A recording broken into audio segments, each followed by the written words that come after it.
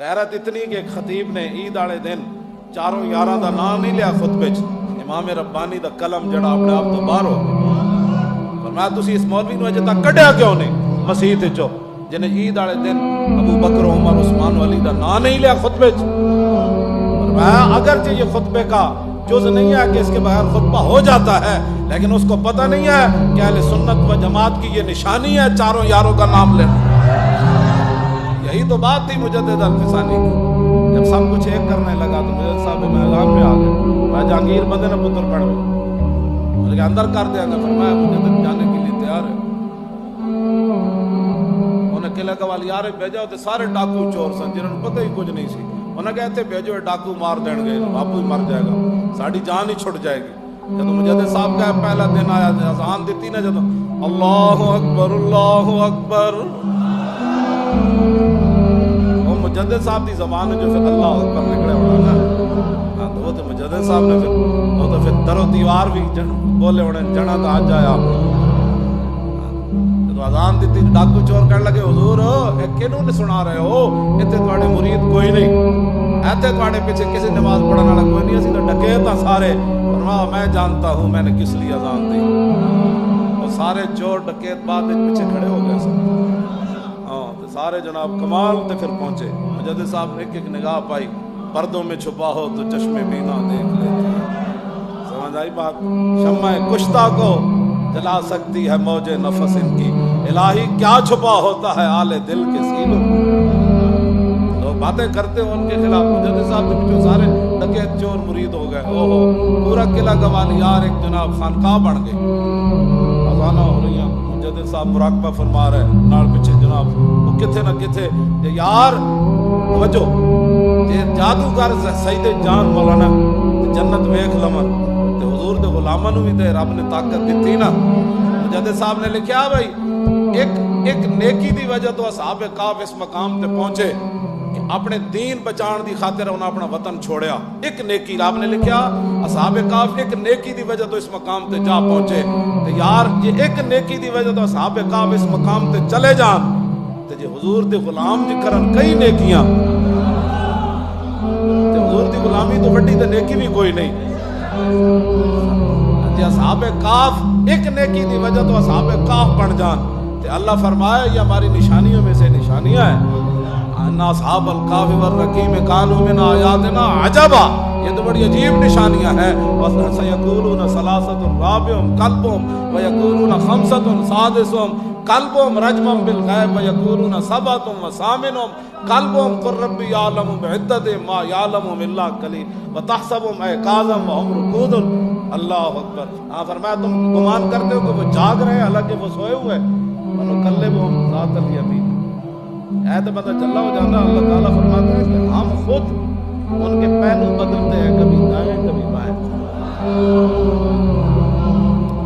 یہ جمع متکلم کا صیغہ ہے، قلب یقلب تقلیب، ہاں فرمایا نقلبہم ذات الیمین وقلبہم باسط ذراعہ بالوسیل، فرمایا انہوں دا کتا تو زانو ہو کے بیٹھے ہویا۔ جب بندہ ایک نیکی کرے نا اس مقام تے چلا جانا جنہ حضور نال وفا کیتے گلاں کر دیو صحابہ دے بارے، جنہ حضور دی خاطر سب تے سب لڑائے، صدیق اکبر نو ایک سپ نہیں لڑیا غار وچ، جڑا ایک نیکی مولانا کیتی ہے وہ کتھے جا پہنچن، کیوں جی؟ وَتَرَى الشَّمْسَ إِذَا طَلَعَتْ تَزَاوَرُ عَنْ كَهْفِهِمْ ذَاتَ الْيَمِينِ وَإِذَا غَرَبَتْ تَقْرِضُهُمْ ذَاتَ الشِّمَالِ۔ میرے حبیب تسی ویکھے نہیں منظر جدو سورج طلوع ہونا تے تھوڑا جا اینڈ دائیں طرف ہو جاندا تاکہ میری دھوپ انہاں نوں نہ لگے غار وچ، تے جدو غروب ہون لگنا تے بایاں پہلو اینج کر لیندا، تے یارا جنہ ایک نیکی کیتی ہوئے انہاں دا اے مقام ہے، تے جنہ محمد عربی دی خاطر کئی سپ لڑائے ہون تے سپ لڑے ہون، اے تے غاراں وچ جا چھپے نا، تے جنہ غاراں وچ حضور دا سر اپنا گود وچ رکھ کے تے کئی سپ لڑائے ہون تے لم یتحرک مخافت ان ینتبہ رسول اللہ، ایک بار بھی انج نہ کیتی ہوئے کہیں حضور کی نیند میں خلل نہ آ جائے۔ لوگ باتیں کرتے ہیں، انہوں نے کوئی بھونکے، کائنات دا کوئی کتا بھونکے انہوں نے، ایک نیکی دی وجہ تو چلے جان۔ تو پھر امام ربانی مجدد الفسانی کی لکھیا، فرمایا کہ حضور کے مجلس میں ایک جو لمحہ تھا نا وہ بندے کو کہاں سے کہاں پہنچا دیتا ہے.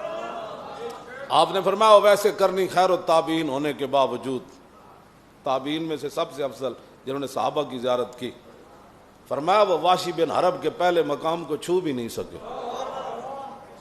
صرف ایک باری حضور دا چہرہ انور ویکھیا حضرت واشی بن حرب، قبول ہو گیا. حضور نے فرمایا معافی ہے آئندہ میرے سامنے نہیں آنا. پھر 2 سال پیچھے بیٹھے رہے. ہاں جی، جب حضور تشریف لاتے تو پیچھے چھپ کر بیٹھ جاتے کہ حضور کے سامنے نہیں جانا، منع جو کیا ہے. لیکن مسجد درار گرانے کے لیے میرا ایمان ہے کہندا وجدان بھائی یہ لوگ کے پیچھے بیٹھے ہونے جب حضور نے بھیجا تو حضور نے اشارہ کیتا ہونے انہوں ہی لال لے جاؤ. یہ بھی مسجد درار گرانے گئے سن، انہوں نے بھی حضور نے فرمایا لے جاؤ انہوں نے. تو آیا نہ در تے اور کیوں بد نصیبہ. ایک واری حضور دا چہرہ انور ویکھیا، ایک واری ویکھیا. مجدد صاحب کی لکھیا، میں تو گل نہیں کرتا ہے، مجدد صاحب کی تھی. بڑی تکلیف ہوتی لوگوں نے انہاں گلاں دی، بڑی تکلیف ہوتی. آپ نے فرمایا وہ خیر التابعین ہونے کے باوجود آپ نے فرمایا کہ واشی بن حرب جنہوں نے صرف ایک بار رسول اللہ کی زیارت کی، اور ویسے کرنی خیر التابعین ہونے کے باوجود واشی بن حرب کے پہلے مقام کو چھو بھی نہ سکے. ہوں تو ہم دسیے کیڑے مقام کیڑے جی. وہ واشی بن حرب جو ہے ان کے پہلے مقام کو وہ چھو بھی نہیں سکے. یہ صحابی ہے. اور یہ واشی بن حرب ہے جنہوں نے صرف ایک بار دیکھا. تو جو صدیق اکبر نے حضور نے ایک دن پوچھا تذکرو یوم یومن، فرمایا صدیق کو دن والا دن تو انہوں یاد ہے.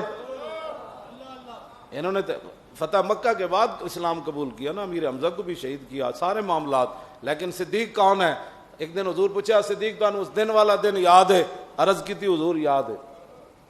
یہ بھی یاد ہے کہ ساجد رب نے پوچھا سی الستو بربکم، ساری دنیا نو جمع کر کے روحاں نو پر میں تہاڈا رب نہیں. حضور نے پوچھا صدیق کو دن یاد ہے؟ عرض کی تھی حضور دن بھی یاد ہے. اور ایک گل بھی یاد ہے، ساری روحاں خاموش سن. سب سے پہلے آپ کی روح مبارک نے فرمایا جی ہاں تو ہمارا رب ہے. جڑے اتھوں لے کے ایتھے تک آمن الناس بر مولا ما، اقبال کہندا آمن الناس بر مولا ما، آن کلیم اول سینہ ما. آمن اس میں تفضیل ہے نا جی. آمن الناس بر مولا ما، آن کلیم اول سینہ ما. فرمایا اے تے ساڑے تور پہاڑ دے پہلے کلیم. اس دی گل ہی کوئی نہیں پاکستان کسی دے خلاف کوئی گل، کسی ادارے دے خلاف کوئی گل ہو جائے، کسی حکمران وزیر دے خلاف گل ہو جائے، جی آپ کو پتہ نہیں ہے یہ بڑے حساس مسائل ہیں. تو میں کہا آپ کو پتہ نہیں ہے کہ صدیق اکبر، حضرت عمر تے عثمان علی یہ کتنے حساس ہیں. جی انہاں دے بارے گل ہو گئی پھر گل تو رسول اللہ دے بارے ہو گئی، گل تو مک جانی پھر کائنات.